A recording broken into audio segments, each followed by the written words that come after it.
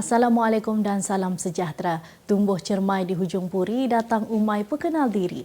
Terus bersama saya Mawahid dalam 15 minit MMTV, edisi 16 Oktober 2023. Kita ke berita utama. Kerajaan membuat keputusan merasionalisasikan subsidi kerana tindakan itu memerlukan perencanaan baharu bagi mengelakkan ketirisan. Perdana Menteri Datuk Seri Anwar Ibrahim berkata tindakan penyelarasan subsidi mesti dilakukan supaya golongan maha kaya itu tidak menerima manfaat termasuk 3.5 juta warga asing di negara ini selain ketirisan melalui kegiatan penyeludupan.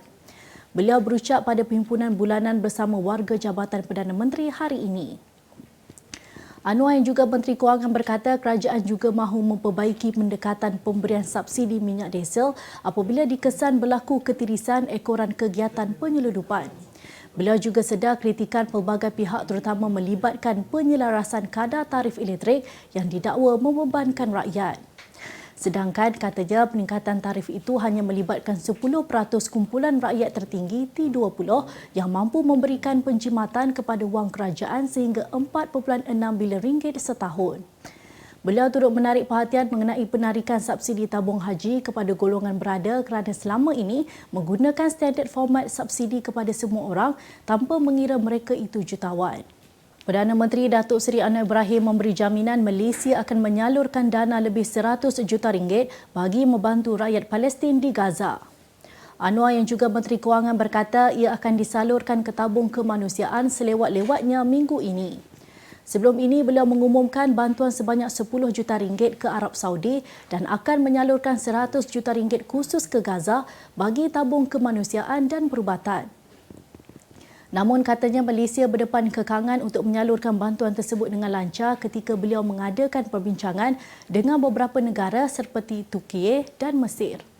Jelasnya Israel enggan membuka sempadan dan hanya ada 3 pesawat Turki sudah sampai ke pelabuhan sempadan Gaza, namun sempadan Rafah di Gaza tidak dibuka.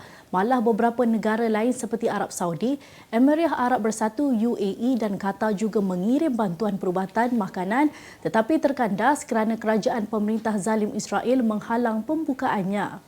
Justru beliau menggesa supaya bantuan kemanusiaan disegerakan dan meminta supaya Amerika Syarikat dan negara-negara barat tidak terus bersikap hipokrit dalam menghulurkan bantuan.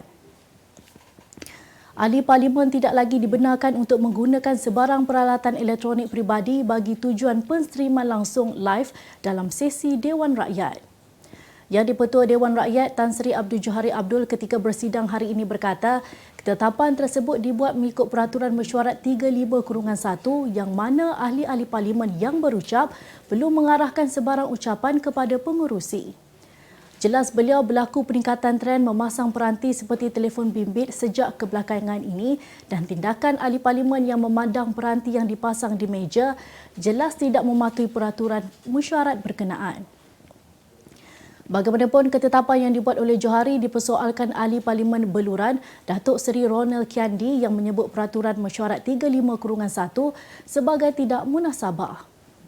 Ronald mengatakan ia hanya semata-mata untuk menghalang ahli Parlimen menggunakan peranti dalam Dewan Rakyat selain beliau berharap keputusan Speaker perlu dirujuk bagi mengangkat martabat Parlimen dalam penggunaan alat peralatan yang lebih canggih.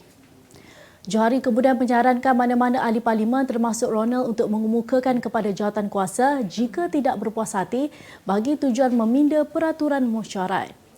Beliau pada masa sama mengakui secara langsung adalah medium terbaik kerana selari dengan perkembangan teknologi moden tetapi tindakan tersebut seolah-olah lebih mengutamakan penonton berbanding berbincang masalah rakyat di dalam Dewan. Mahkamah Persekutuan menolak rayuan bekas Perdana Menteri Datuk Seri Najib Tun Razak dan anaknya Datuk Muhammad Nazifuddin berhubung penghakiman terus diperoleh Lembaga Hasil Dalam Negeri LHDN terhadap mereka dalam kes tunggakan cukai pendapatan berjumlah melebihi 1.7 bilion ringgit. Dengan keputusan itu, LHDN boleh memulakan tindakan pungutan cukai tersebut bermula hari ini.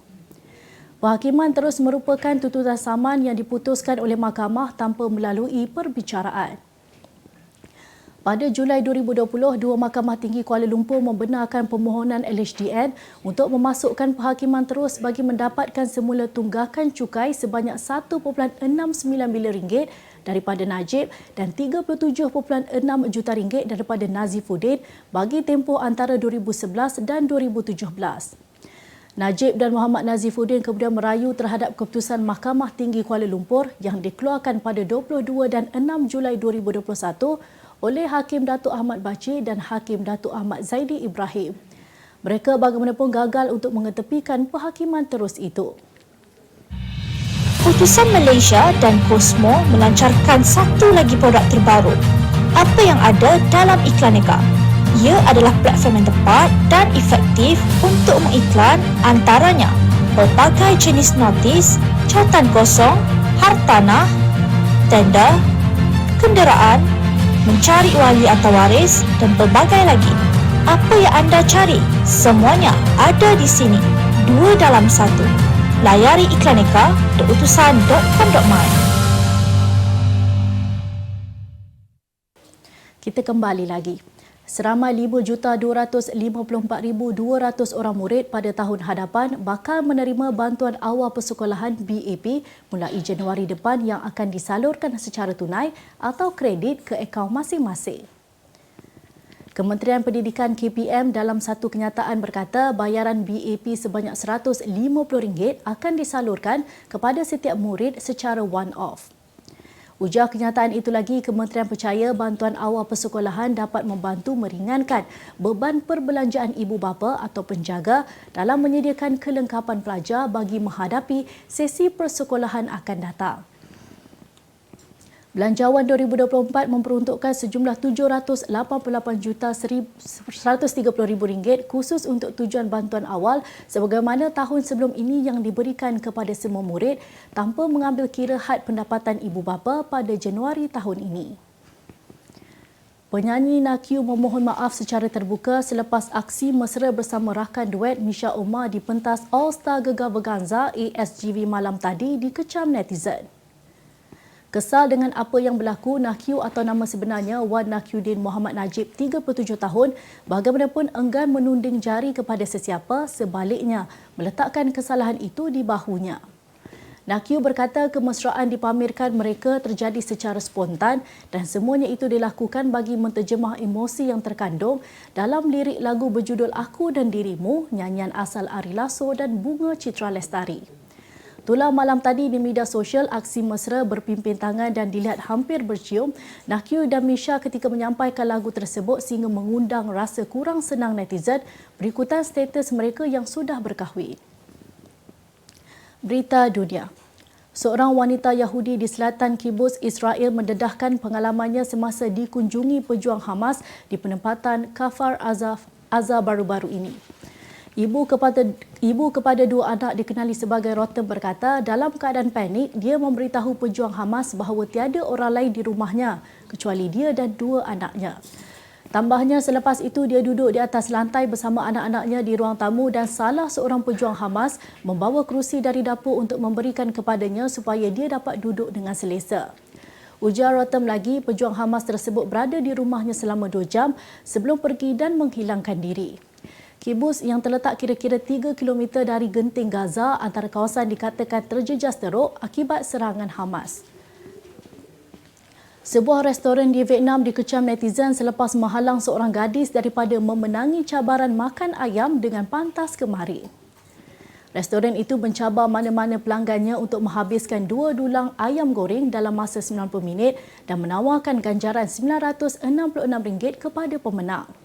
Gadis itu kemudian mengunjungi restoran tersebut dengan menyahut cabaran mereka dan hampir menghabiskan 2 dulang ayam goreng dalam masa 55 minit sahaja. Namun secara tiba-tiba pemilik restoran itu duduk di sebelahnya menunjukkan riak wajah tidak tenang dan tidak berhenti merungut. Dia meminta gadis itu memuntahkan kembali makanan tersebut dan mengatakan dia memerlukan duit keuntungan untuk membayar gaji pekerja serta menampung kos elektrik. Netizen mengecam tindakan lelaki itu kerana tidak berpuas hati apabila pelanggan tersebut hampir memenangi cabaran yang dianjurkan. Kemas kini pengetahuan anda tentang isu ekonomi dan pasaran. merangkumi sektor hartanah, perniagaan, keuangan, komoditi, IKS, halal niaga dan dunia korporat. Sentiasa ikuti perkembangan ekonomi semasa di dalam dan luar negara. Semua informasi terkini hanya di hujung jari. Dapatkan edisi ringgit setiap Isnin hanya di Akhbar Utusan Malaysia.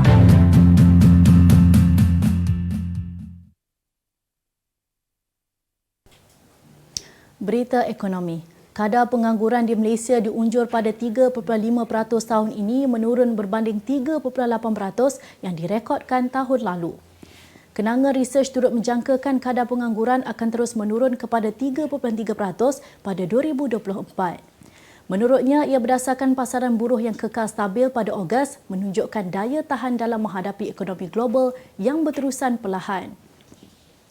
Jabatan Perangkawan sebelum ini melaporkan pasaran buruh kekal stabil pada Ogos dengan kadar pengangguran kekal pada 3.4% untuk bulan ketiga berturut-turut. Bilangan penganggur pula terus turun kepada 557,300 orang berbanding 579,200 orang pada Julai, terendah sejak Februari 2020 sekaligus menunjukkan bahawa keadaan pasaran buruh secara beransur-ansur kembali ke tahap pra-pandemik. Selain itu, penciptaan pekerja baru perlahan sedikit iaitu 19,900 pekerjaan pada Ogos berbanding 27,200 pada Julai. Seterusnya turun ke paras terendah 7 bulan. Samdabi Motors SDM menandatangani memorandum persefahaman MOU dengan Gentari Senin Berhad melalui anak syarikatnya Gentari Green Mobility Senin Berhad untuk mempercepat pembinaan stesen pengecasan kenderaan elektrik EV. Di bawah kerjasama itu, SDM dan Gentari meneroka peluang untuk menubuhkan stesen pengecas EV dan infrastruktur pengecasan EV berkaitan di kemudahan automotif SDM di seluruh Malaysia. Ia melibatkan penerokaan kemudahan pengesan EV di luar SDM untuk meningkatkan lagi kebolehcapaian dan kemudahan tersebut untuk pelanggan syarikat itu. Pengarah Urusan Peruncitan dan Pengedaran Samdabi Motors Asia Tenggara, Hong Kong dan Macau, Jeffrey Gan berkata MOU ini menggariskan komitmen kami untuk membentuk masa depan yang mampan melalui karbon rendah mobiliti. Sementara itu, Timbalan Ketua Pegawai Eksekutif Gentari dan Ketua Pegawai Eksekutif Gentari Green Mobility, Syahyang Razali berkata, memandangkan menyasarkan untuk menerjui penyelesaian pengangkutan tenaga yang mampan dan bersih, kerjasama ini menandakan satu langkah penting ke arah penutupan inisiatif yang lebih besar rantau Asia Pasifik. Berita sukan. Skuad Harimau Malaya sedia menentang pasukan Tajikistan yang kini berada di tangga ke-110 dunia pada pentas final Pesta Bola Merdeka 2023 di Stadium Nasional Bukit Jalil malam esok.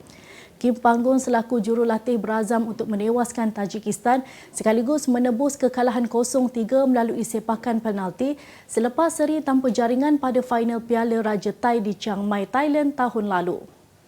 Dalam pada itu, pemain tengah Stuart Wilkin berkata dia dan rakan-rakannya telah bersedia untuk berdepan sebarang keadaan dan akan menggunakan kelebihan sokongan penonton tempatan untuk bermain lebih baik. Dalam perkembangan sama, Panggung dilihat kurang senang dengan kenyataan yang dikeluarkan oleh pengendali Tajikistan, Peter Sagat, yang dilihat menangis meraih simpati pengadil dengan mengatakan bahawa mereka kehilangan 15 pemain. Pemain persorangan profesional negara Lee Zijia menamatkan kemarau kejuaraan di Kejohanan Jelajah Dunia selepas menewaskan rakan senegara Eng Zeyong di pentas final terbuka Arktik di Vantaa, Finland malam tadi. Zijia yang berusia 25 tahun dilihat masih berbisa apabila mengasak dari set pertama dan mencatat kemenangan 21-14 sebelum pemain di tangga ke-14 dunia itu meneruskan momentum mendahului perlawanan di set kedua. Terus menggunakan pengalamannya, Zijia memuktamadkan kemenangan straight set 21-14, 21-15 dalam tempoh hanya 40 minit. Untuk rekod, ini merupakan kemenangan kedua Zijia menewaskan Zeyong selepas kali pertama mereka bertemu di suku akhir terbuka Australia Ogos lalu. Sebagai penutup 15 minit MMTV hari ini, saksikan laporan cuaca esok Selasa 17 Oktober 2023. Jangan lupa dapatkan Akhbar Utusan Malaysia dan Kosmo untuk berita-berita terkini dan menyeluruh. Sekian sahaja daripada saya, Umar Wahid. Assalamualaikum dan jumpa lagi.